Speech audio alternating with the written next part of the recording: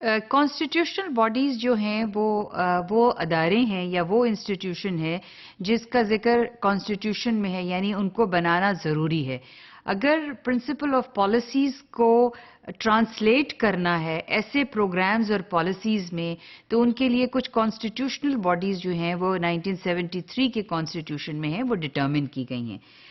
ہم جن constitutional bodies کا ذکر کریں گے یہاں پر، ہم ساری کا نہیں کریں گے، لیکن لیٹ می ٹاک اباؤٹ کہ کون سی کانسٹیٹیوشنل باڈیز ہیں۔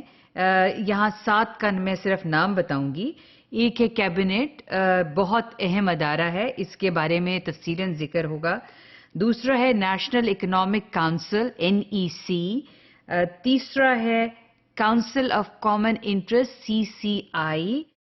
چوتھا ہے نیشنل فائنانس کمیشن، یہ بھی کانسٹیٹیوشن جو ہے ڈٹرمن کرتی ہے کہ کس طرح سے ہوگی اور اس کی فنکشنز کیا ہوں گی، نیشنل فائنانس کمیشن کی۔ اس کے علاوہ فیڈرل پبلک سروس کمیشن ہے، یہ بھی اس کا ذکر کانسٹیٹیوشن میں ہے۔ اور کورٹس ہیں، اور اس کے علاوہ الیکشن کمیشن آف پاکستان ہے۔ ابھی اس کا جو ان تمام کانسٹیٹیوشنل باڈیز کا ذکر جو ہے وہ جہاں پر ان کی اہمیت یا ان کا ذکر جہاں پر آئے گا، ان کانسٹیٹیوشنل باڈیز کا بھی ذکر ہوگا۔ ابھی کیبنٹ کو ہم ڈسکس کرتے ہیں۔ یہ کیبنٹ جو ہے جب الیکشنز ہو جاتے ہیں تو نیشنل اسمبلی کے لیے ضروری ہے کہ الیکشنز کے 21 ڈے پر یہ میٹ کرے، یعنی الیکشنز ہو جانے کے بعد الیکشن کے رزلٹ اناؤنس ہو جانے کے بعد کافی give and take and negotiations چل رہی ہوتی ہیں، تو اس میں یہ ہوتا ہے کہ 21ویں دن نیشنل اسمبلی نے میٹ کرنا ہوتا ہے الیکشنز کے بعد۔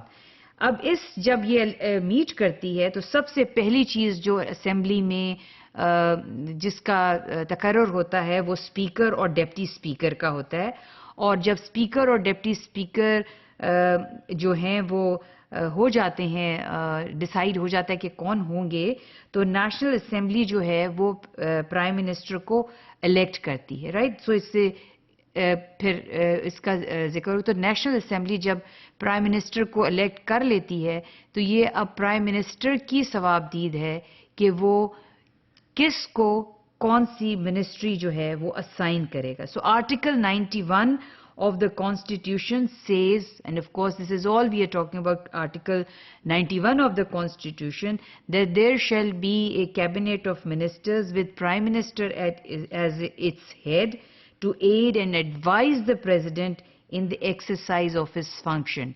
So cabinet, ministers کا cabinet جو ہے وہ constitute ہوتا ہے، یعنی پرائم منسٹر اسائن کرتا ہے ذمہ داریاں منسٹر کو۔ تمام پالیسیز جو ہیں یہ بہت اہم انسٹیٹیوشن ہے in parliamentary form of a government, in cabinet form of a government, اور Westminster form of a government کہہ لیں، کیونکہ ہمارا جو جتنی بھی ممالک جنہوں نے آزادی برطانیہ سے حاصل کی، ان کی جو فارم آف گورنمنٹ ہے وہ کافی ملتی ہے برطانوی فارم آف گورنمنٹ کو، جس کو Westminster form of government بھی کہتے ہیں، and that's a cabinet form of government where cabinet is the most important institution where policies proposal are discussed, اور کسی بھی منسٹری کا پروپوزل جو ہوتا ہے وہ کیبنٹ میں آتا ہے اس سے پہلے کہ وہ اسمبلی میں پیش ہو کسی بل کی صورت میں، اس کو کیبنٹ میں پریزنٹ کیا جاتا ہے۔